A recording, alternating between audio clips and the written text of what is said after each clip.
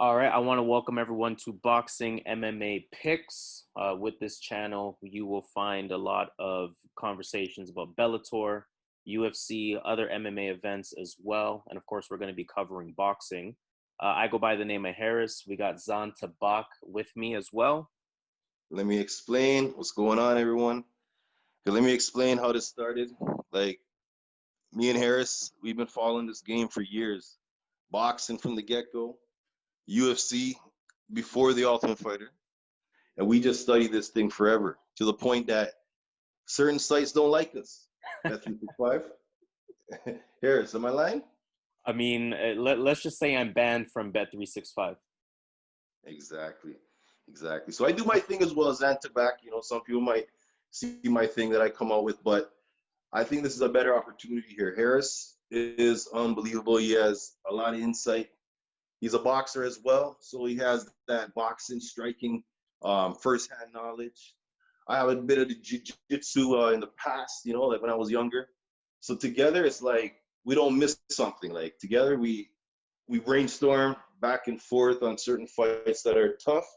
Boxing, UFC, Bellator, again, LFA, Ryzen, like MMA everywhere. It doesn't matter to us. Like M1, ACA, if you know what that's about. So we come together, we brainstorm, we don't miss anything, and we come out with the best. Sometimes we're on the opposite end. And you'll see. First video, but you know, you'll see how it is here.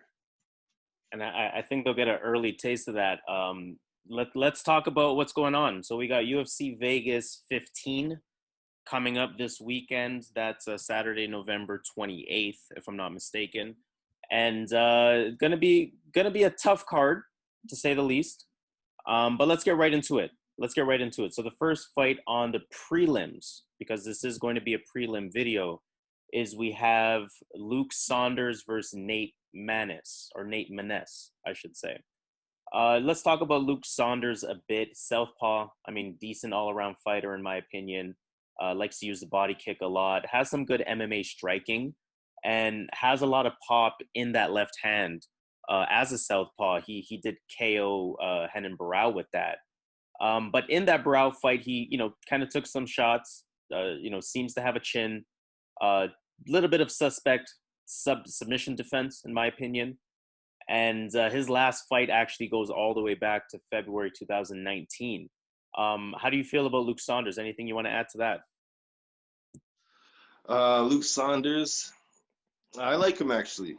I actually like him here. I'm not really impressed with Maness. I know he's from, I think he's from Canada. He's from that TKO scene. I've seen a couple of his fights. I wasn't impressed. What I liked about him though, he does have cardio. He's big. He's tall. He fights long. Fights big for the weight class.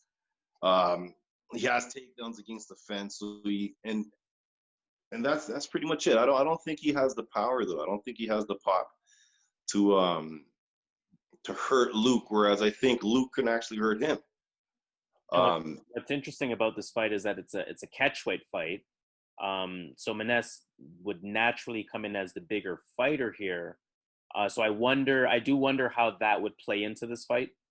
I wonder if that would be take an impact at all, because when we speak about Maness, yeah, he has kind of that boxing wrestling combination to him from what I've seen. I think he fights with it or at his reach. He uses his length, a lot of straight punches, a lot of jabs, pretty good takedown defense in my opinion. So I'm wondering, if this fight stays on the feet, does Maness have the advantage? And if Maness has the advantage, does he use that advantage to actually win the fight? You know what I mean? So I'm actually on the side of Nate Maness here. I do think the size will be a difference. I think the length will be a difference as well. I mean, we see that 5-inch reach advantage. And I think this, for the most part, will stay on the feet. Okay. Yeah. But I think even if it stays on the feet, I don't think Maness can hurt Saunders. I don't think he has the power to hurt Saunders. That's the thing. And when it comes down to who has better wrestling, I think Saunders might have the better wrestling. Saunders is compact. He has the strength. And really, if you think about Sanders, you really think about the fights that he lost. He lost to Rani Yaha, okay? He lost to Andre Sukumtov, and he lost to Yuri Alcantara. Now, the Yuri Alcantara, and the Rani Yaha fight, he was beating those guys down. And these guys had a secret power. These guys had a high level Brazilian jiu-jitsu. Okay, and these guys one pulled out a heel hook, one pulled out a knee bar. I don't think Maness can pull out any jiu-jitsu tricks in this fight when he gets hurt. Another thing, Sukumtov knocked out Luke Saunders. But I don't think Sukumtov can style on the feet, though. I don't think that Maness has the striking that Sukumtov has. So I think Sanders has a good chance here. If you really look at his record here, he's 13-3. He's 34. Those two fights he lost, again, he was winning those fights, not just winning, he was beating those guys down. And then he got caught in a submission. Maness doesn't have the submissions. So if you really take that in, he's 12-1. But again, he got submitted, he lost. Take the L. But I like Sanders here. I think he has the power. Standing wise, I think he's going to be the more effective striker because of the power. And if it has to go to the ground, if someone does wrestle, I think Sanders has the advantage there as well. I don't think Maness can pull out any jiu-jitsu tricks here. And I don't think he's UFC level. So we'll find out. We'll find out this week. Yeah, and I think in closing this fight, I think that's the most important aspect of it is Nate Maness at a UFC level? Because we definitely know that Luke Saunders is. I mean, otherwise he wouldn't have 6 fights in the UFC, right? I think this fight, what's important to note about this fight is that it is a close fight. Don't pay too much attention to Tapology on this one. That's a 70% for Maness. That might be a little bit of a stretch in comparison to how close this fight actually is. And I'm gonna say, hey, this is our first sort of split decision on our very first fight. Go figure. But I'm gonna go with Maness, and I guess your team Saunders on this one. All day. Perfect. All right. So let's move on here to the next fight. We have Sue Mudaerji versus Malcolm Gordon. Talk to me about this one. What's going on with this fight? Okay, so Malcolm Gordon's another guy from TKO. I actually followed Malcolm Gordon for a bit. He actually trained out of London for a bit with I think Mark Hominick and those guys. But he's a grappler. He wants to grapple. He wants to take this to the mat. He doesn't want to strike. He doesn't like getting hit. I give Sue Mudaerji the striking edge. A pretty significant striking edge, actually. I agree. But I give Gordon, the grappling. So I'm concerned with Gordon now taken to the ground. I've seen Mudaerji held down. I've seen him have trouble with grapplers in the past. These guys are opposite fighters. One wants to strike, one wants to grapple. I got to go with Mudaerji. I got to take Mudaerji. I think he's going to keep this standing enough to take the decision.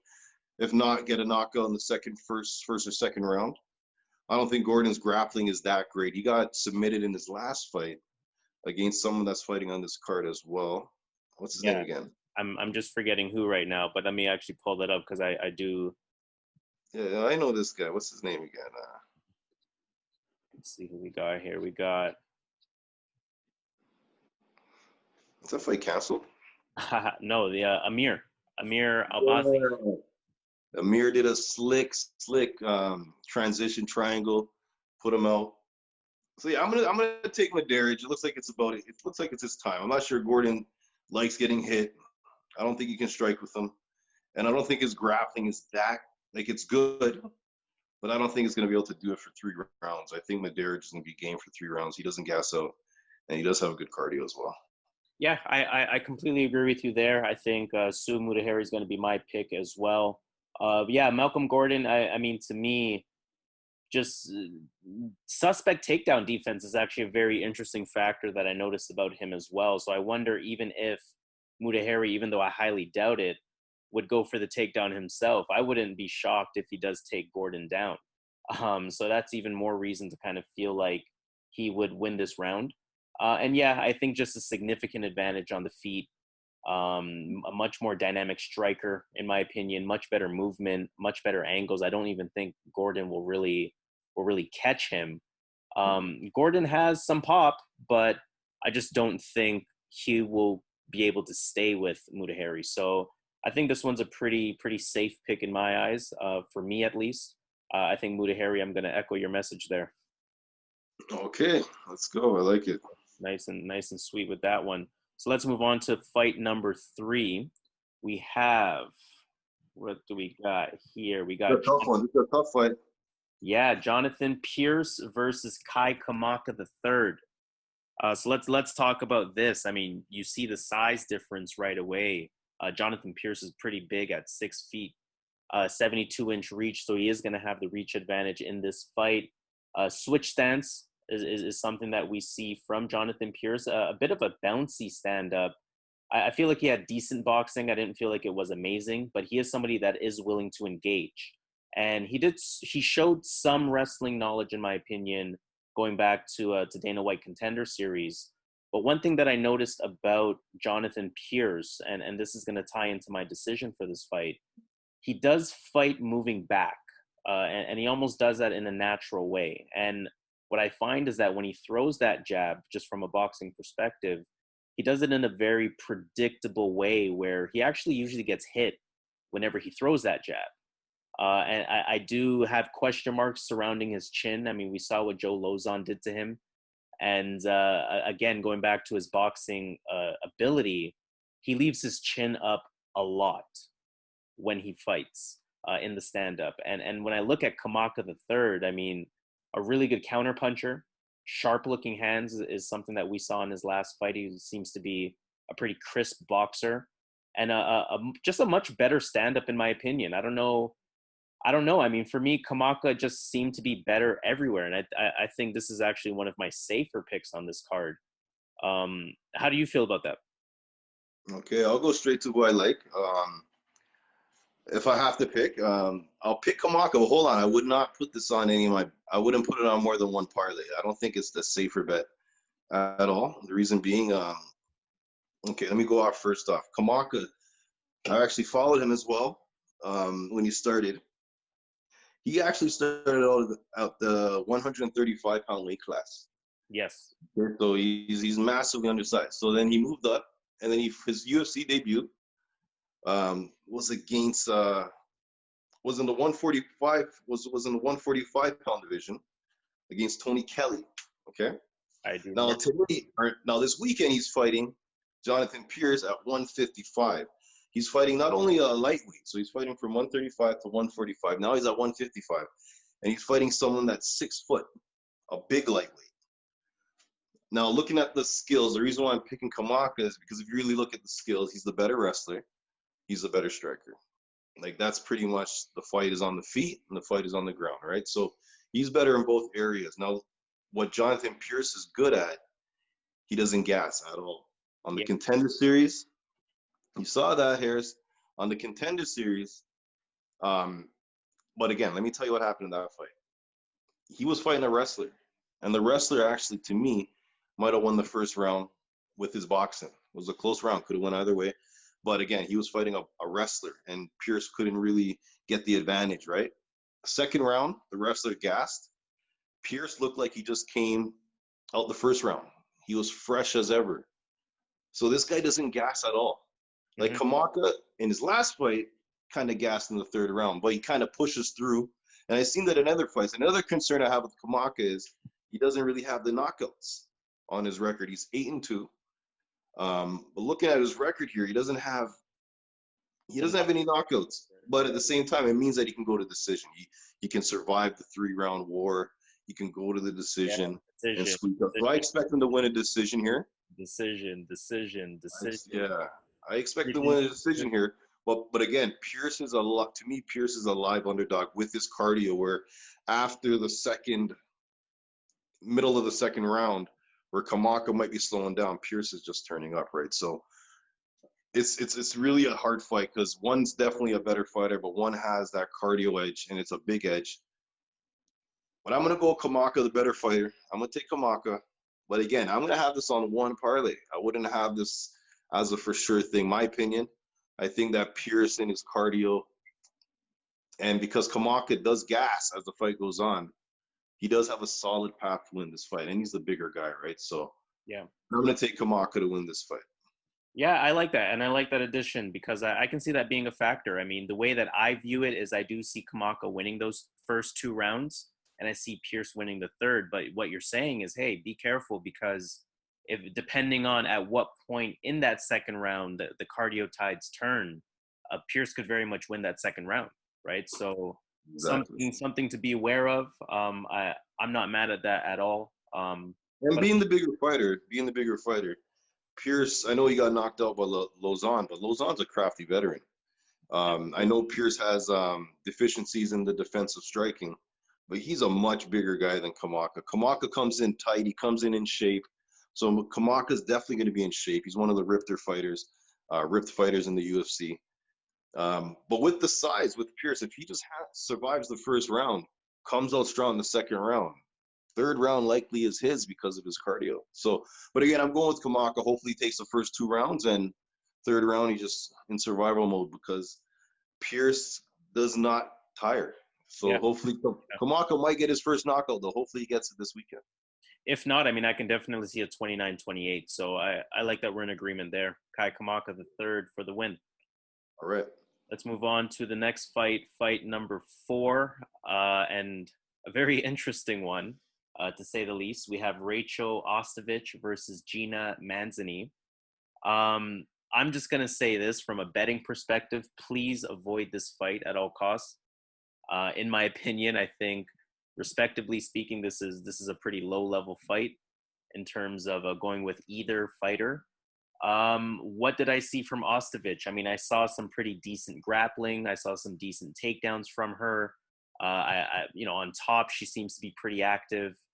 Didn't really see much else from her. And I mean, we see just with the size comparison, she seems to be the smaller, more compact fighter. So I mean, I don't know. I don't pull much from Ostovich's game with Gina Mazany. I did see a little bit of a stand-up as a southpaw, and that's kind of it from her as well. So I actually didn't really know in a lot of ways who to even go with for this one. So this to me was an avoid at all costs. But I guess gun to my head, and I'll let you kind of give some better feedback on this one. I am gonna go with Mazany, gun to the head. Yep, I'm with you on that. I think Gina's going to take this. At the end of the day, this is very low level. These fighters are really low level. One's 4-5, one's 6-4. What I don't like about Ostovich, I don't think she's UFC level at all. If you actually look at her record, Harris, can you pull up the her opponents? Let's do it. Yeah, let's see what they got. I know her last fight, she fought Paige Van Zandt. She actually was trying to take Paige's back and then went super high on the back and then fell off the top, and then Paige literally took her back and choked her out. I'm sorry, took her back and then eventually got the armbar tap out. She got finished by Montana De La Rosa. She beat Karine Gevorgian on the Ultimate Fighter. That's not a big win because Karine hasn't fought again. She lost to Barb Honchek, who's like 40 years old. She beat Melinda Fabian, UFC, and Ultimate Fighter. That's not really a big win either. And she hasn't beat nobody. And she had a split decision win against Ariel Beck, who hasn't won a fight in years. So I'm not really sold on Ostovich at all. With Mazany, at least I believe that she has the better striking. I think she has a far better striking with her 1-2. It's very basic, but Ostovich doesn't have much to hit back. Ostovich does have a good body lock takedown. So if she gets in close, she can get the body lock, and she's good with that. But if she does get the takedown, doesn't finish her, she doesn't have that killer instinct on the ground with the ground and pound. She doesn't have the killer instinct with the submissions. When the fight gets back to the feet, even if she wins around that way, you got to think Mazany's gonna win the rest of the fight. You got to think Ostovich is not gonna have any more gas left, and you got to think Mazany, she's the better fighter. She's the better MMA fighter. Ostovich is the better wrestler. I'm gonna go with the better MMA fighter. I'm gonna take Mazany. I think she should win this fight. But I agree with you. This fight is something that you don't want to really be that invested in because these are really low-level fighters. I think this is a loser leaves town fight where the loser of this, I think, is getting cut from the UFC. I think they're both on a 2-fight losing streak from the. Let me see. So Mazany, she lost to Julia Avila. She won a fight in King of the Cage, but then her last 2 fights she lost in the UFC. So she's in her last 3 fights in the UFC she has lost. If she loses this, she's on a 4-fight UFC losing streak. Yeah. And you got to think Ostovich, who has lost 2 fights in a row as well. Yeah, to Paige and Montana. If she loses this fight, she's out as well. So loser leaves town. I'm gonna go with Mazany. You got to think UFC just cut like 60 good fighters. Jussier Formiga just got cut. Oh wow, wasn't even aware of that. Can you believe that? Jussier, he's the only guy that beat the champion. He's the only guy that beat. What's his name again? What's my boy's name again? He just choked out Perez this weekend. Figueiredo, my boy, man. That's my cousin, man. Yeah, that guy, man. Yo, listen. He's a monster. Yeah, man. So they just cut those guys, 60 guys, and they cut that guy. So the loser of this fight is out of the UFC. I'm going to take Gina Mazany, the person that has a winning record in the UFC, and I think is the better MMA fighter, better striker by a lot, I believe. And I think that the grappling goes to Ostovich, but I don't think she can do that for more than a round. Agreed. My opinion. Agreed. 29-28. Can very much see it going that way. 30-27, 29-28, or more. I think more likely 30-27. Yeah. I wouldn't be surprised if Mazany somehow gets the finish. Like, I don't think highly of Ostovich. She hasn't fought anybody, she hasn't beaten anybody. That is a good fighter. So, I think Mazany's better. All right, that seems to be the decision there. Let's move on then to fight number 5.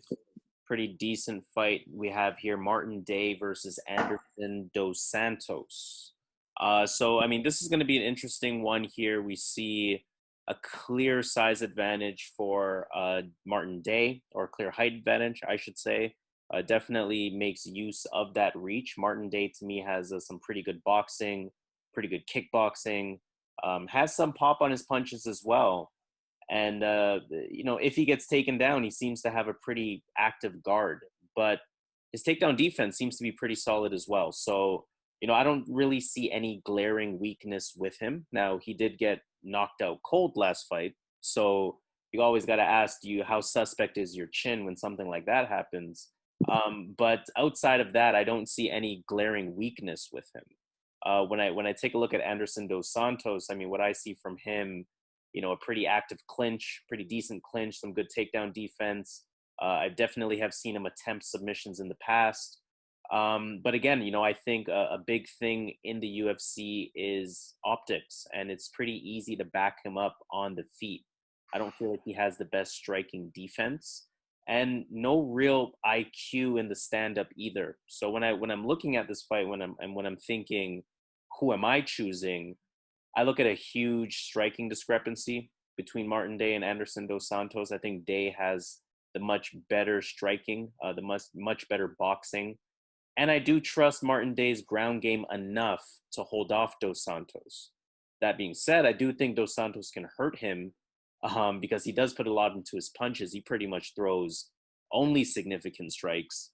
But, I mean, as we see here, not the most accurate striker with those significant strikes. So, I think dos Santos in some ways really just a puncher's chance. And that's saying a lot because he's more of a ground person. So I'm pretty comfortable picking Martin Day on this one. Wow. Okay. Comfortable. Okay. Pretty comfortable. Honestly, Harris, looking at this fight, like I studied this one tooth and nail. This is another one of those loser leave town match. Loser is getting cut. Okay, so you look at Martin Day. His last 2 fights, he lost to Davy Grant. A fight he might have won the first round. He lost the second round. Third round, he got clocked. He got knocked out, right? So now the fight before that, he lost to Ping Wan Lu. Split decision. Now, I actually think he lost. I think he won that fight. I do agree with that. Yeah, I think he won that fight. Yeah, I think he got the first 2 rounds. And I Yeah, think that should be a win. Like, even if you check out MMA decisions, all those guys are with me on that. So now looking at Anderson dos Santos, 20-8. Okay, he's 30. He's 35 years old, so we know he's getting up there in age. But he's one of those jiu-jitsu guys that doesn't want to use his jiu-jitsu. He wants to strike and stand up and showcase some type of Brazilian tie that he's learned, right? So, like, on the ground, Anderson dos Santos has a big advantage over Martin Day. agreed. Will he take it to the ground? He doesn't take fights to the ground. So that's why, like, I think Martin Day is gonna win this fight because he's actually getting, like, you watch his fight on the Contender Series, he looked weak. Then you watch his fight against Ping Wan. Yeah, Ping Wan, and he put on some muscle. Watch his fight against Davy Grant, he put on some muscle. So he clearly knows where he needs to improve. That's where I have issues with him, his physicalness. Another concern I have is he was dropped in the Davy Grant fight, he was knocked out. He was dropped in the Ping Wan Lu fight in the 3rd round. Yes. But he was winning.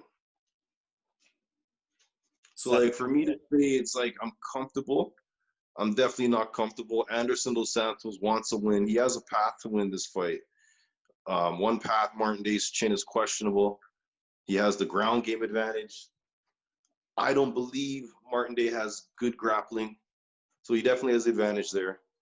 But I have to believe that Martin Day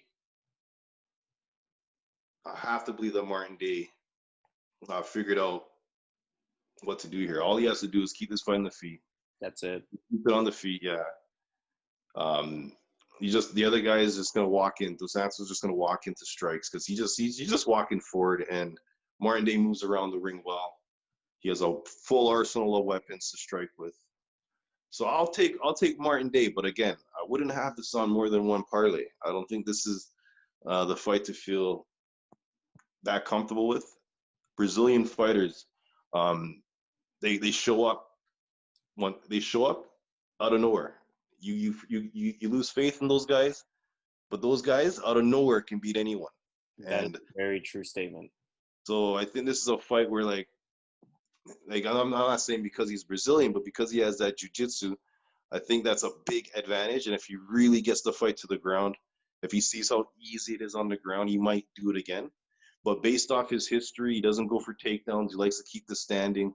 I'm going to take Martin Day because if he wants to play with fire, he's going to get burned. And Martin Day is the better striker. If it stays on the feet, he wins the fight. So I'll take Martin Day. All right, so we're definitely agreeing on the pick there, but just varying levels of comfort. So I'm not mad at that. All right. All right, so let's get to the final fight on our prelims. We have Ashlee Evans-Smith versus Norma Dumont. Ashlee Evans-Smith. So, I mean, starting off with her, I mean, half decent kickboxer. She does use a switch stance often. But I mean, on the ground, very weak, in my opinion. A pretty weak grappling game, just in general. Whereas with Norma Dumont, that's her game. She's a ground specialist. She's a grappling specialist. Standing up, I like that she does use that leg kick a lot. Pretty respectable stand up, in my opinion, at least for this fight. And I mean, as we see here, just the potential size advantage that's going on here. This is a bantamweight fight. Norma Dumont was 145 pounds. What happened here? What are your thoughts on this? You think? I think Dumont has a clear path to victory. Yeah, there's not a lot of footage on Norma Dumont. That's what I found. That's the first thing I had issue with. There's not a lot of footage, but what I did see from her, I watched her fight with Megan Anderson. Yes. And everyone's saying, yeah, she got clocked. She did get clocked. I agree, man. She got knocked the hell out. She got knocked out so bad. But and that's in the female division. But I think she was doing good before the knockout. Like Megan Anderson couldn't get off the fence. She had Megan Anderson clinched against the fence for like a minute. Like Megan Anderson couldn't move. But obviously when she got the opening, knocked her out. So when it comes to this fight, let's because there's not no lose footage, sight. right? Let's not lose sight of the fact that the first fight that they gave her in the UFC was against Megan Anderson. That's crazy. That means the UFC thinks highly of her because there's no footage on her at all. She's 30 years old. She lost to Megan Anderson. She won her other fights. Only five fights in total. I gotta go with like that alone. I gotta go with Ashlee Evans Smith. I'll explain though. I'm not just gonna say this person and not really give an explanation. The thing about this is these new fighters that are coming into the UFC. The bright lights are on these guys, and a lot of these guys like what's the guy's last week? Koski. Koski, yes. Yes. Okay. So these guys, they don't have the IQ at all. These guys and girls, they come in the UFC, they don't have the cardio at all. Like these guys and girls, they gas out. Not saying all of them, but there's a high percentage of the newcomers that come in that are not really ready for the UFC level. And it's not a matter of skill. It's a matter of, I don't want to say heart, but a lot of these guys, they come in, they gas out, they get tapped out, they get put themselves in positions where, or they get knocked out, or they get finished like Koski last weekend, right? So in this fight, Evan Smith has 4 losses. That's as many fights as Norma has. Yeah. You know what I'm saying? She also beat a man. Like she beat a man. What's that man's name again? Fallen Fox. Like I know that's like 2013, but like you got to really take that in. This is a man. Like it was a man, and they went through a sex change and turned into a woman, and they fought. They fought. Let me tell you where they fought. They fought, and she actually finished Fallen Fox, who's a man, and that was back in CFA 2013, October 12th. She lost to Raquel Pennington. She lost to Caitlin Vera. Surprise loss to Sarah Moraes, and she lost to Andrea Lee. Norma Dumont, I think, would lose to all these fighters aside from Sarah Moraes. I'm not sure who'd win that fight. Norma Dumont would probably lose to Veronica Macedo. She would probably lose to Marion Renault. She would probably lose to Fallen Fox as well. If Norma fought the same fighters Ashlee fought, I don't think she would be over 500. And Ashlee, believe it or not, can wrestle. So I know that Norma has the grappling. That's what she's known for. So I believe Ashlee has a striking edge. And I actually think Ashlee has the grappling edge. Interesting. I actually do. I think that her wrestling, she's been wrestling since high school and in college. She's one of the few female fighters that actually were wrestling in college. She doesn't show it because she can lay hands, right? So, but if she needs to get the win and she has her against the fence, she could take her down if she wants. This is going to be interesting then. I'm not mad at that. I'm not mad at that. Yeah, I think Ashlee. I do think it's important to note for those watching this video that yes, there is very little footage out there on Norma Dumont. So in a lot of ways, you know, some decisions are being made kind of blind. So I'm willing to sort of roll the dice on that one. Kind of go with my gut. I don't really believe with Norma. No, yeah, with Norma, I don't really believe in Ashlee Evans Smith. Just as a fighter in general. I get it. And again, I think it says a lot when Norma's first fight in the UFC is Megan Anderson. I look at Ashlee Evans Smith as a step down from that, and I can see, you know, Norma potentially making some noise in this in the UFC if she can get by Ashlee Evans Smith. I feel like that would be sort of that first win on the UFC resume to kind of get her going. But I can definitely see, as you mentioned, I can definitely see a path for Ashlee Evans Smith as well. So I think the name of the game for this fight is that it is a close one. We did see that evident on Bet365. Actually, I think some sites still have Evan Smith as the favorite. Some sites will have Norma Dumont as the favorite. So this is flipping back and forth. So you know, this is an interesting one. But I'm gonna go with Norma Dumont on this. So overall, let's kind of recap the prelims here. We had 4 fights that were similar. We had 2 fights that we had a bit of a difference in opinion with. So for the very first fight, I went with Nate Maness and you went with Luke Saunders. For the second fight here, we both went with Sue Mudaerji. For the third fight, we both went with Kamaka the third, even though I was a bit more confident in that pick than you were. For the fourth fight, we're both saying stay away, but we are both also saying Gina Mazany for this one. For the fifth fight, both saying Martin Day, but similar to the third fight, I'm a bit more confident in this pick than you are. And for the final fight of the prelims, we are splitting our decision on that one. I'm going with Norma Dumont, and you're going with Ashlee Evans-Smith. I guess stay tuned. Hit up. Before you cut out, hit up the Bet365. Let's see some of those odds, because some of these odds are like. Okay, let's take a look. Yeah, because another thing I want to let everyone know about this card is that this is probably one of the harder cards this year. It's what I mean by that. There's a lot of lower level fighters where this is where the upsets happen, because the favorite is a lower level. Like, the favorite is lower level, the underdog's lower level. Anything can happen. It's who shows up that day, and these are the cards where people get caught slipping, where they think, oh, this is a guaranteed fight. This is a really tough fight. This is a really tough card. Yeah, I think a perfect example of that is Kamaka the third. I mean, at minus 350, you would probably look at that and say, how doesn't he win? But you got to be careful. You got to be careful. Yeah, that's crazy. 350 for that? That's crazy. So what were you thinking from a parlay perspective? What do we feel good about for starters? I do like Mudaerji. Okay, I feel that. That would be a pick of mine. I like him there. Let me see. I have to say, personally, I do like Martin Day as well.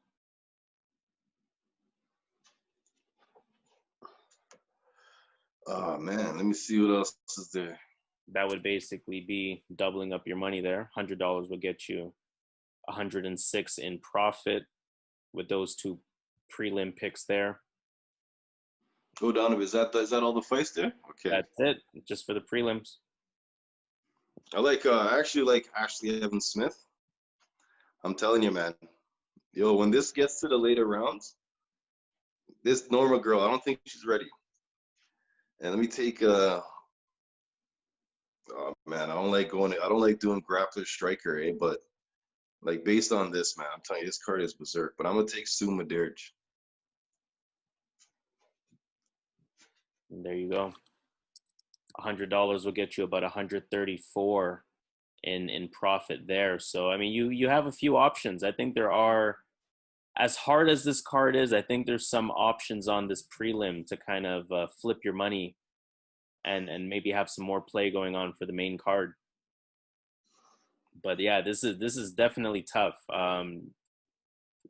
Gambler beware for some of these picks, because Kamaka the third at minus 350 is a lot, in my opinion. It's a guy that doesn't gas, and Kamaka doesn't knock people out.